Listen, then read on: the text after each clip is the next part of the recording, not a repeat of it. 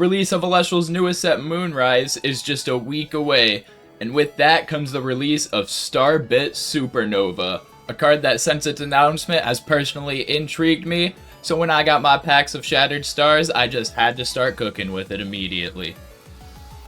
Hello, I'm Constellation Gaming, and this is Starbit Reanimator. Starting off the deck, we have 2 copies of Starbit Supernova, a 7/2 1-drop that says this Starbit cannot be normal cast. When you special cast this Starbit with another Starbit's effect, it gains the effect of if this Starbit would be destroyed. First, you may Nexus all the spirits from it. If you do, draw a card, then it is destroyed.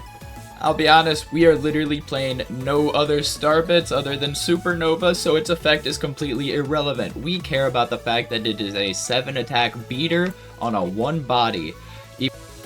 Now, since we don't have the ability to normal summon our Starbit, we don't want to see it in our hand. So if we do, we are playing 3 copies of Comagma, so we are capable of getting rid of it.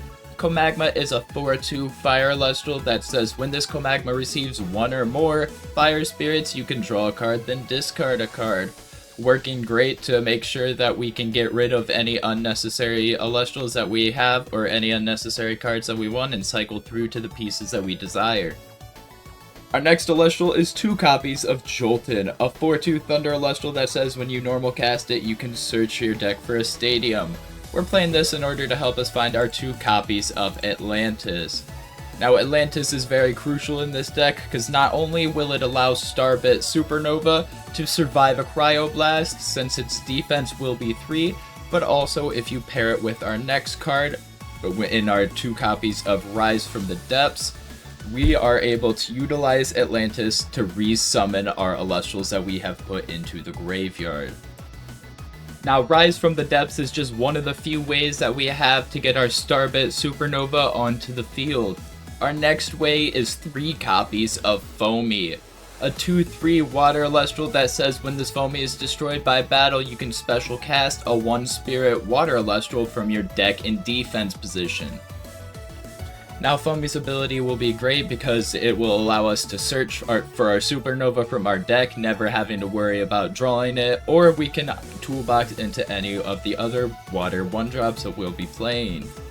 The rest of the deck kind of plays as a water toolbox deck, starting with 2 copies of Galaxy, a 2/5 water Elestral that says when this Galaxy is enchanted, swap each water Elestral's attack and defense.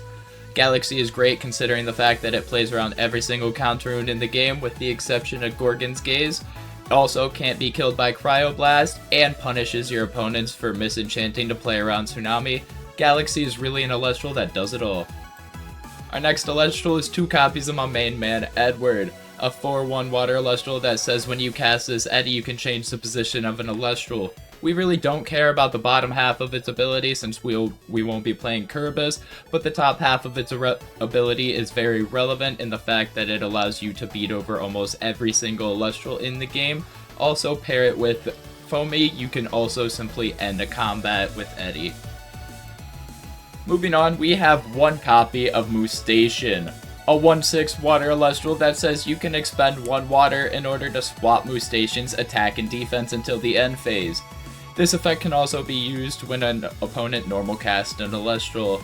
Moostation is fantastic when paired with Galaxy, making for a 6-attack beater, but also on its own you can utilize its ability or simply just place it as a wall that is hard to get over.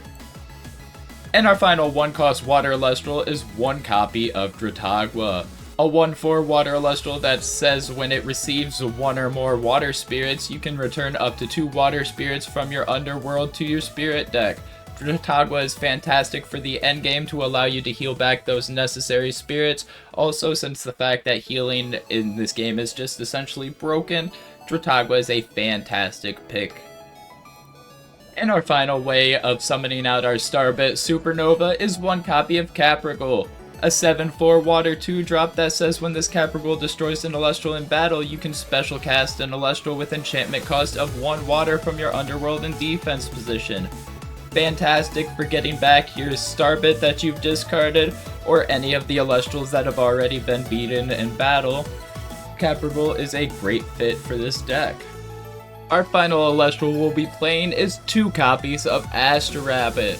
Now, Astrabbit's normally always a 3 of in every single deck, but since we do need the extra discard power, the 3rd slot of Astrabbit did end up going to Comagma.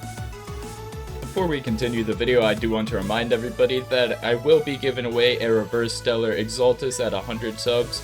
All you have to do is like the video and subscribe to the channel, and you will be entered to win this beautiful card.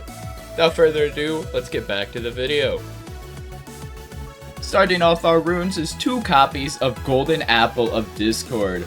A 1-cost Omni rune that says discard a card from your hand in order to discard a card from your opponent's hand at random and mill the top 2 cards of their deck to the underworld. Now, with our Starbit Supernova not being able to be normal summoned as we had mentioned before, we have to make sure that if we do find him in hand, we have the ability to discard him, which is where our Comagma and also this Golden Apple of Discord will come in handy. Since we have to run a decent amount of consistency pieces for Starbit Supernova, we don't have the excess room for a bunch of removal and counter runes, so our package is a little smaller than I would like it. But starting off our removal package, we have 1 copy of Earthquake, a 2-cost invoke rune that says target and destroy an Elestral. Unconditional removal in any card game is always fantastic, so the fact that we can play Earthquake as unconditional removal, we might as well play it since we have the Spirit Room.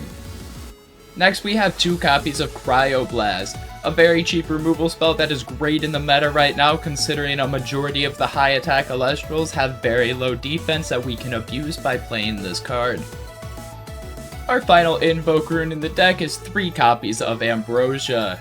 Ambrosia is fantastic because healing in this game is especially strong since everything in this game costs your life to play. Now we are running a very typical counter rune package, just in a little bit of different numbers than normal. We're starting off with 3 copies of Gorgon's Gaze. Gorgon's Gaze is here for shutting down literally anything that an Elestral might want to do. We're playing 3 copies of Poison Tipped Arrow for the -2 attack to sometimes save our Elestral and the fact that it's very potent removal at the moment.